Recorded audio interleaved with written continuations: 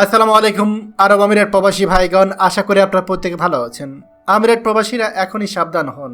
ঢাকায় নেমেই পুলিশ পরিচয়ধারী ডাকাতের কবলে দুবাই প্রবাসীর পরিবার। চলুন খবরে বিস্তারিত জেনে নেওয়া যায়।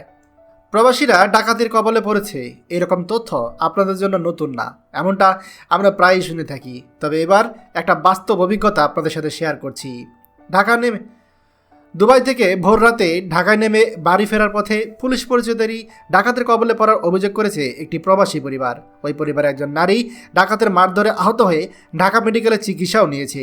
সোমবার ভোর 4:30টার দিকে রাজধানী বিমানবন্দর সড়কে হোটেল রেডিসনের সামনে ঘটনাটি ঘটে বলে পরিবারটি জানিয়েছে। এই ঘটনায় আহত মনিকা সরকার ঢাকা মেডিকেল কলেজ হসপিটালে প্রাথমিক চিকিৎসা নিয়েছেন। হাসপাতালে মনিকার স্বামী সঞ্জিত সরকার সাংবাদিকদের বলেন, ভোর 4:30টার দিকে বিমানবন্দর থেকে ফরিদপুরে গ্রামে বাড়ি যাওয়ার পথে হোটেল রেডিসনের সামনে তাদের মাইক্রোবাসটিকে পুলিশের মতো সিগন্যাল লাইট জ্বালিয়ে থামার সংকেত দেওয়া হয়। গাড়িটি থামার পর পুলিশের মতো পোশাক পরা লোকজন এসে তাদের পরিচয় জানতে চায়। পরে পাসপোর্ট ও ব্যাগ চায়।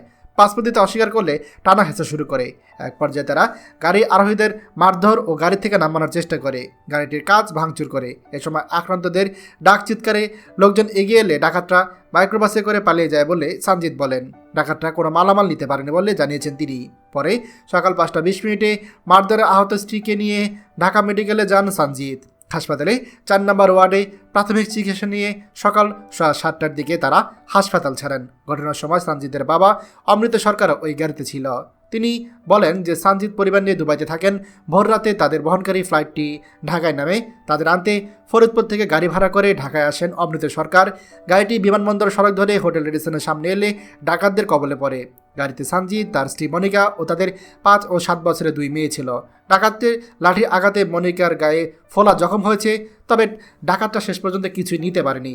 তবে দেশে ফিরে ওই হামলার তাদের বাচ্চা দুটো খুবই ভয় পেয়েছে।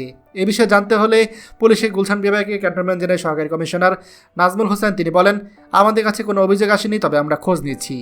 প্রিয় প্রবাসী ভাইরা, আমরা আপনাদেরকে বারবার বলেছি, আমাদের সকল প্রবাসীরা যারা কিনা আপনার আরব আমিরাত, দুবাই, সৌদি আরব, মালয়েশিয়া সহ মধ্যপ্রাচ্যের দেশগুলো থাকেন, আল্লাহর দোহাই লাগে আপনারা যারা রাত্রের বেলা ঢাকা বিমানবন্দর ব্যবহার করবেন, অর্থাৎ যারা ঢাকা বিমানবন্দর হয়ে দেশে আসতেছেন, যদি দেখেন আপনি ঢাকা বিমানবন্দরে নামার পর রাত 10টা-11টা বেজে গিয়েছে, তাহলে একটু কষ্ট করে ঢাকা বিমানবন্দরেই থাকবেন। আপনি ঢাকা বিমানবন্দরে সকালবেলা যখন ফজর আজান দিবে, সকাল 5টা, 5:30টার পর যখন দেখবেন সূর্যের আলো বের হয়েছে, তখন বিমানবন্দর ত্যাগ করুন। অন্যথায় দেখা যাবে আপনার যদি ভোর রাত 12টা, 1টা, 2টা, 3টা এই টাইমে যদি আপনি বিমানবন্দর এরিয়া পার হন, ওই রাস্তাটা খুবই খারাপ।